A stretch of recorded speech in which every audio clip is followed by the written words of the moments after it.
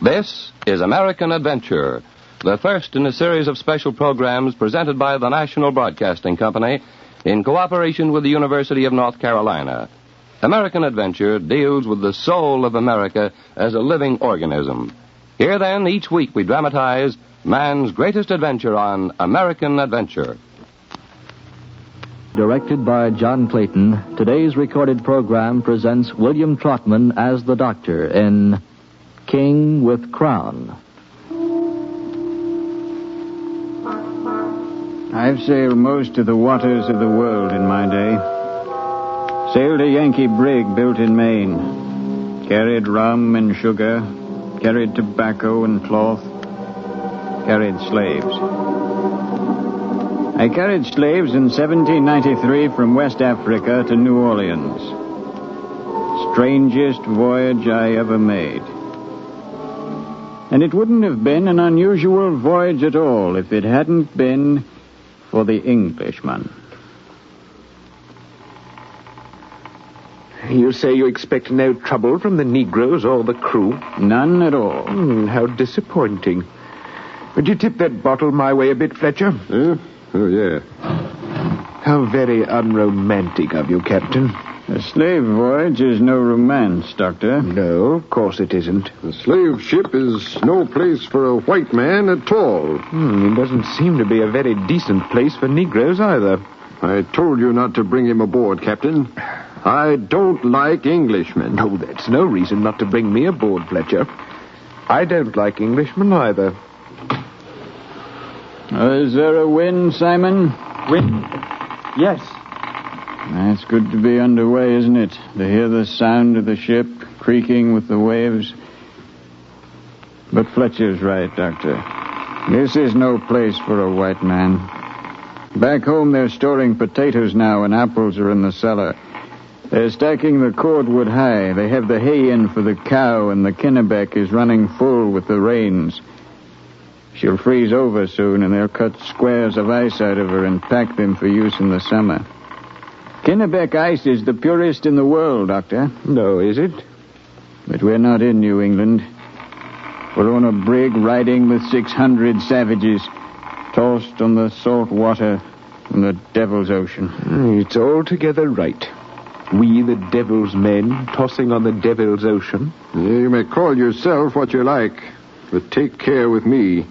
I don't like you, Doctor. I'm sorry to hear that, Fletcher. But I shouldn't make too great a point of it. You might get sick, and I'll have to cut into you. Doctor, you're an unusual fellow. Oh, perhaps it's because I've seen the insides of so many people. And what did you find there? I found no difference, Captain. Perhaps there are intangibles which can't be seen, which are different. I think there is no difference. You take your cabin boy, for example. Who, Simon? He has intelligence. He knows some words of our language already. Wind and yes. Wind? Yes. Good, Simon. Good. I know that you selected him because he appeared to be the brightest and the strongest of the lot. But this boy is not to be discounted. Cattle are strong, and parrots learn to speak. Oh, yes, of course. Yes, of course. But still, who's to say we're better than he? I'll say it. Doctor, your sentiments are rather out of place aboard a slaver. Why are you here? Well, I was thirsty. And I, for one, have seen little evidence among these savages to believe you're right. Well, we must look into it further then, Captain. Perhaps a slaver is not the best place for such a study, but it's the only one available, isn't it? To a pleasant voyage, gentlemen.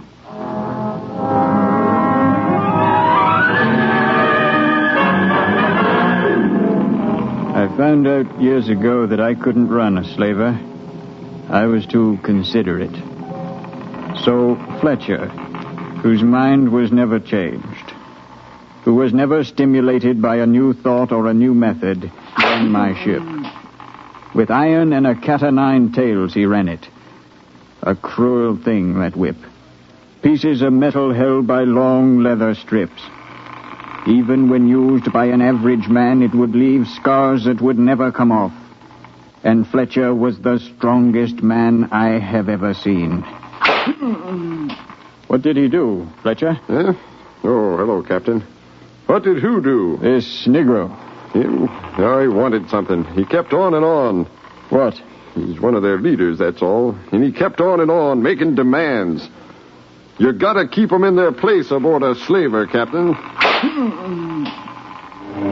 In this manner and by this man, my ship was run. Smoothly, efficiently, with nothing out of the ordinary permitted. But this was not an ordinary voyage, nevertheless. The English doctor who had joined us at the slave camp in Africa was no ordinary person. And he had dedicated himself to an experiment with my Negro cabin boy. Table, damn it, table. Table. Chair. Chair. And what is this? Clock. No, Simon, this thing here. Map. Exactly. Fine work. Now, what's this? Lamp. And this? Picture. Of whom? Man. Which man? Washington. Ton. Ah. Now, who was Washington? King without crown. King without crown. It had taken them several minutes to arrive at that definition of Washington, and they had no less difficulty with other notables. In the beginning was the word. Beginning. Beginning. At the first. In the number one. Ah. Now, in the number one was the word. Word? Yes, word. What does that mean? Well, Christ, I think. Christ? A son. Ah. God's son. A king with crown's son. Ah, yes. In the number one was the king with crown's son. And the king with crown's son was with the king with crown. And the king with crown's son was the king with crown. The Englishman would teach all day, hardly permitting Simon to move.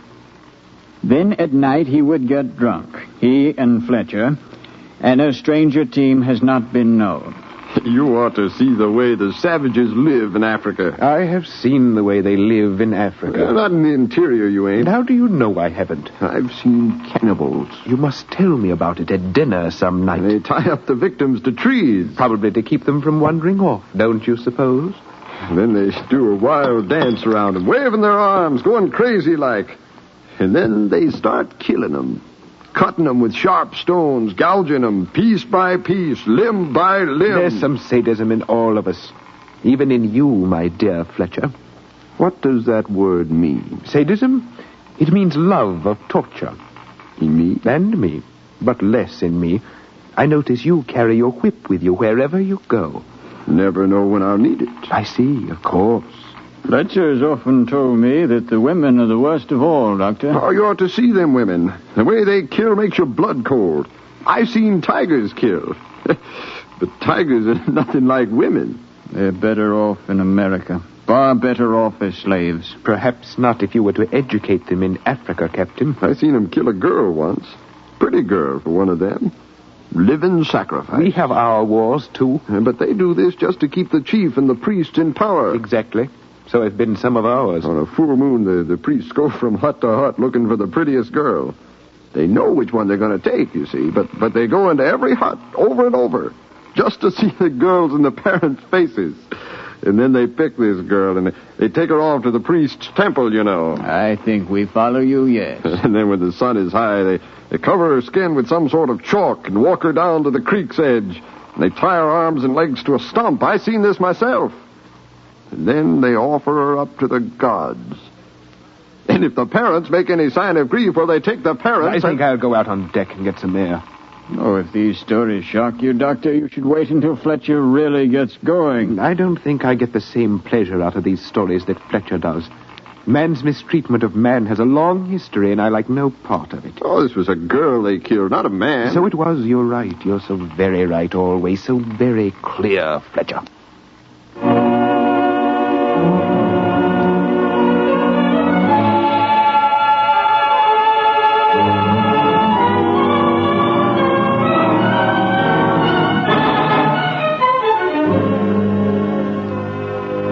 Soon the doctor didn't come to my cabin at night for his drinking bouts with Fletcher.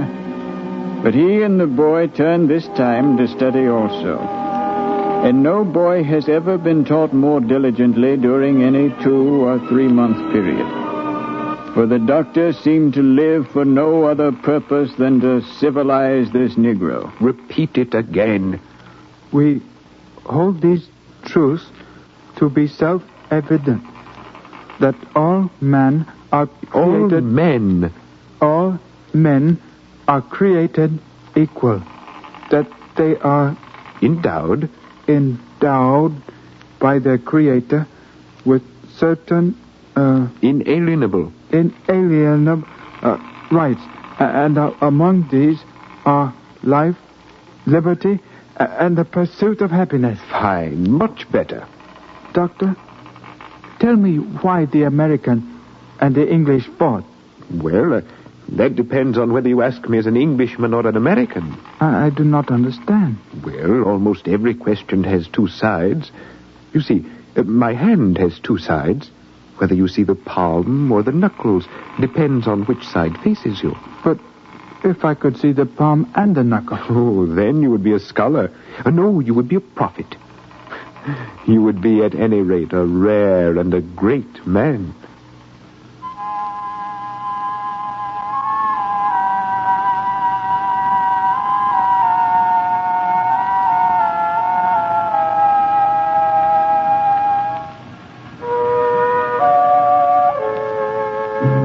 This is my commandment, that ye love one another as I have loved you. Greater love hath no man than this, that a man lay down his life for his friend. Friend? Yes, a friend is a person who likes you, even when he knows you. That is, he's an opposite of enemy. And what is enemy? Enemy hates you. Lion is an enemy. A lion is an animal. Yes, but a Fletcher is an enemy. I see. Captain is a friend. Yes. And Doctor is friend? I am, yes. And you are my friend, Simon. Of course. And together we'll show them, won't we, boy? Yes. I'll teach you. I was no poor student. I was a good doctor in England until the plague came and my family... Now you and I, each without his family, we're together. And each will find in the other a friend. Yes, I am your friend. And when we get to New Orleans, I'll buy you and set you free. No. Why not? I want to be with you, Doctor. You will be with me. I want to be yours, Doctor. I see. That a man lay down his life for his friends. Ye are my friends if ye do whatsoever I command you. Henceforth I call you not servants, for the servant knoweth not what his Lord doeth.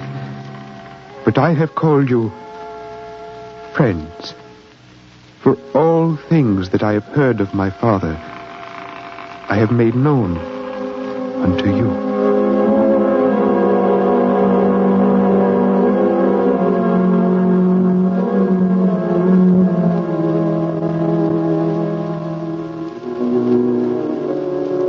Doesn't look well to me, Doctor. No, he's strong. He studies too much. Amazing mind. You make a strange pair walking the decks together. He's really quite a student, you know. He's a savage. Is he now? It's a sin to educate him. What an amazing definition of sin you must have, Fletcher. Well, the Bible says Noah had 3 sons. Who were those 3 sons, Captain? Ham, Shem, and Japheth. Yes, and one of the 3 of them did something or other. And so God put a curse on him and said his descendants would serve the other 2 forever. I see. And they're the black ones. You've traced this yourself, have you? I'm not so dumb I can't figure that out. No, I should say that you'd have to be absolutely brilliant to trace back the Gentiles and Negroes to Noah. And if you are right, in that they have to serve. I'm right. Didn't Jesus say that the meek shall inherit the earth? Yeah, that's in the New Testament. So it is. I believe it was written after the Old. Now look out, you smart, sniveling All English. right, gentlemen. Let's remember where we are. Let's remember where we are.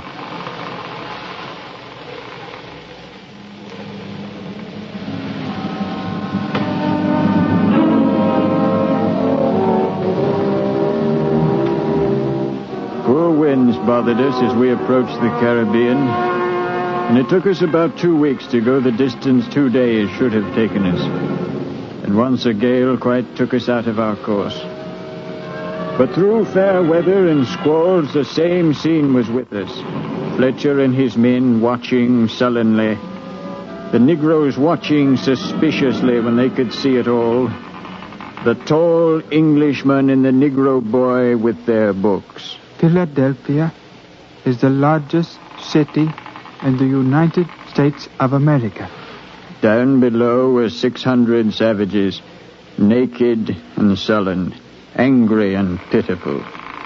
And but one black man aboard, a boy, had his head high. Europe is divided into many different tribes. Among them, England, France, Germany, Austria, Italy, and England. You said England once. Spain. We moved up the Caribbean Sea each day, bringing us closer to New Orleans.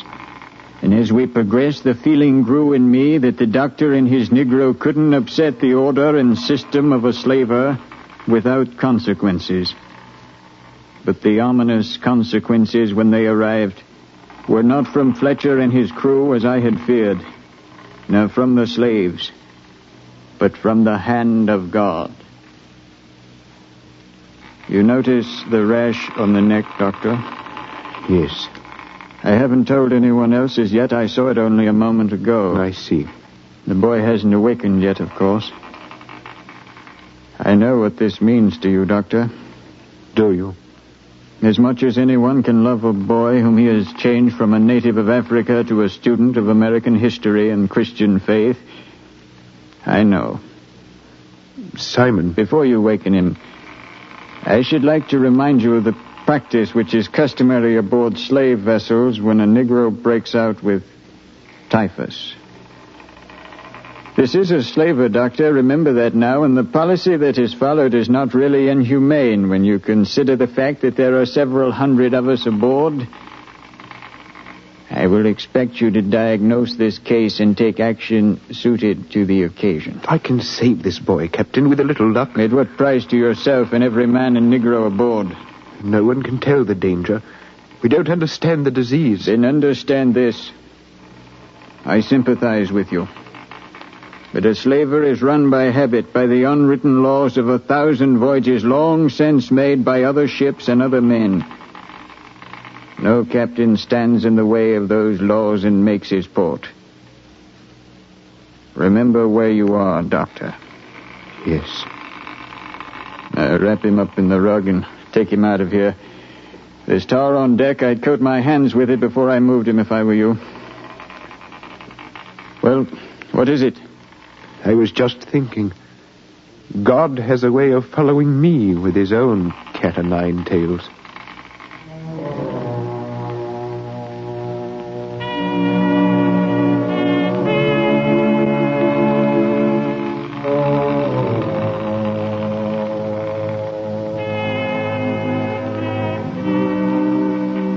And you say that the Indians are natives of America? Yes. And they are still in the western part of the country? No, they're over there somewhere, but let's not talk about them. They don't matter to us, do they? Yesterday you said that every fact and every person is important, and that... Yesterday doesn't matter either. Lie still. I'll have this medicine ready for you in a moment. When may I go outside, Doctor? Oh, soon. Here, drink this. No, don't touch me. I'm sorry. Just drink this. It tastes very bad. And set the mug aside, if you will. The spots on my skin. What are they, Doctor? They're typhus. Then what is typhus? We don't know. It's a terrible thing that kills. Killed? Like a snake, it kills. But not always. I see. I want to see America, Doctor. I want very much to see America. I know, Simon. You have told me about America. I know. I want to go to Philadelphia and walk down the streets with you and say to people, I am Simon, and I belong to Dr. Williams here. Sometimes, Simon, we make our plans without considering the will of God. And you belong to him, Simon, just as you do to me. He has said, this boy, Simon, I like him. I like the way he holds his head high. Oh, I've seen too few of his dark skin hold their head high in the presence of the white men. I like him. I will bring him here to my city, which is far greater than Philadelphia, Simon. Yes, sir. And he will walk with me and say, I am Simon, and I belong to God. But, Doctor, I should like to see Philadelphia. You are my friend, aren't you? I am your friend. Yes, and you are a doctor, aren't you? I am a doctor. Then you must make me well. You must heal me. You must... Don't touch me, Simon. It might kill you, Doctor. No, I don't think so. My entire family had the plague, but I didn't get it. Doctors seem to be charmed. And the captain might get the sickness. Oh, he might, yes, but... And Mr. Fletcher and everyone? Simon, please don't say any more. Just be quiet. Doctor? Yes? If I die, does the disease die with me? We don't know. We don't know. Yes? Hello, Doctor. Come in, Fletcher. Don't be a fool. Is he ready? Ready for what? I ain't dying for no slave, Doctor. Of course you wouldn't. The sooner he's over the side, the better. We'll need help in a few minutes to carry him up on deck. Carry him? Let him walk. I'm not touching him. You can't expect a boy to walk to his... There's a way to make people walk, Doctor. You better find it. I can walk, you see. Simon, don't get up. Don't touch me, Doctor. But you're very weak, and the medicine I gave you will put you to sleep in a few minutes. Then I'll carry you up there. I carried you here wrapped in that rug, you see, and I'm perfectly well. Don't touch me, Doctor. I think that it will die with me.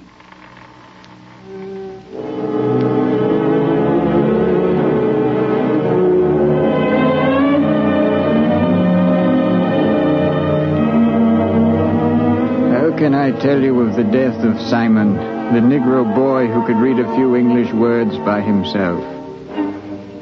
Let me tell you first that the winds were high and the Caribbean waves were slashing against us. The white men gathered on the deck, standing as far as possible from the doorway through which Simon would come. And so we stood until he came aboard, weakened by the disease and the drug, his wide eyes turning first to me, then to Fletcher, then to each of the others. The doctor followed him helplessly. Fletcher stood near the center of the deck. All right, Simon. Simon swayed on his feet, seemingly unable to focus his eyes on Fletcher. Don't make it hard for us, and everything will be fine. Simon seemed to barely hear him, if at all. Well, drop that net over him. Be quick before he moves. Just a moment there. I gave the boy a drug, so he'll be unconscious in a minute. You can do what you like, then. There's no time, Doctor. You men... No, you'd rather see him scream through the mesh of net. You'd rather hang him 5 feet above the waves and hear him cry out for mercy, hadn't you? Talk about the savages of Africa, but what are you? A monster. A savage in spite of every thought and fact which greater men have tried to give you. Well, understand this. This boy will not be thrown over the side until he reaches unconsciousness. A cat o' nine tails slashed the body of the Englishman. Fletcher, stop that, do you hear? You'll kill him. I tried as best I could to stop him. I was only thrown aside as in the fierceness of his nature, Fletcher brought the whip down on the doctor. And the doctor was unable to rise from the deck. Each time he tried, Fletcher would beat him back, the strongest man I've ever seen. And then, as for a second time I was trying to stay his hand, a gasp went up from the men. For the Negro boy had suddenly moved to the edge of the deck. What's he doing over there? Then, with a final look at the bleeding doctor, Simon? the Negro boy plunged into the sea. Simon! Why did he jump? Why didn't he act like a savage? Why didn't he act like a savage?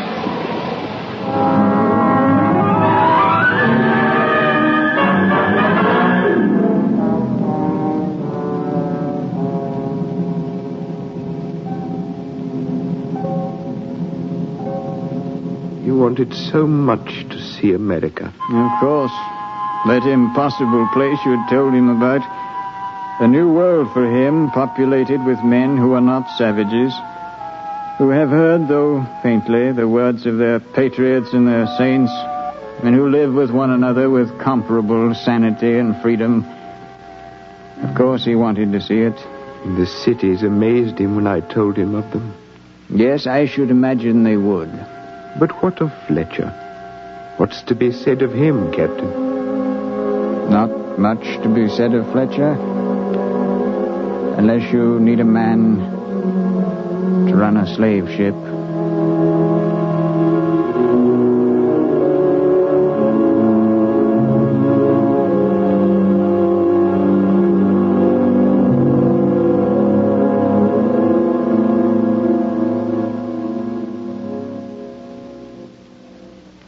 American Adventure is written by John Ehle, directed by John Clayton, produced by the Communications Center of the University of North Carolina. American Adventure is a study of man in the New World, his values and his characteristics, who he is, what he believes. The series is made possible by the National Association of Educational Broadcasters and the Fund for Adult Education, an independent agency established by the Ford Foundation.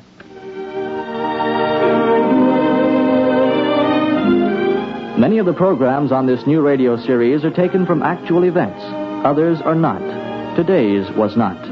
Where we touch history, we'll make an effort to touch it accurately. But our chief purpose is to study themes, not incidents. 9 professors of the University of North Carolina serve as consultants for American Adventure. They do not always agree on the content or merit of these scripts, but the series is indebted to them for their criticisms and suggestions. They are Dr. Bernard Boyd, Chairman of the Department of Religion, Dr. John Gillen, Professor of Anthropology, Dr. Fletcher Green, Chairman of the Department of History, Dr. Everett W. Hall, Chairman of the Department of Philosophy, Dr. Frank W. Hamp, Professor of Law, Dr. Clifford Lyons, Dean of the College of Arts and Sciences, Dr. Howard Odom, Chairman of the Department of Sociology, Dr. William Petit, Assistant Professor of Philosophy, and Dr. Clement Sommer, Professor of Art History. American Adventure is based on a proposal prepared by Robert Schenken. In King with Crown, Bill Trotman was the doctor, William Waddell was Simon, Charles Kuralt was Fletcher, and John Ehle was the captain. Carl Castle speaking. In the American Adventure, the cast is composed of students, faculty members, and townspeople of the University of North Carolina community. American Adventure is produced and recorded on the campus at Chapel Hill. Monitor takes you everywhere each weekend on NBC Radio.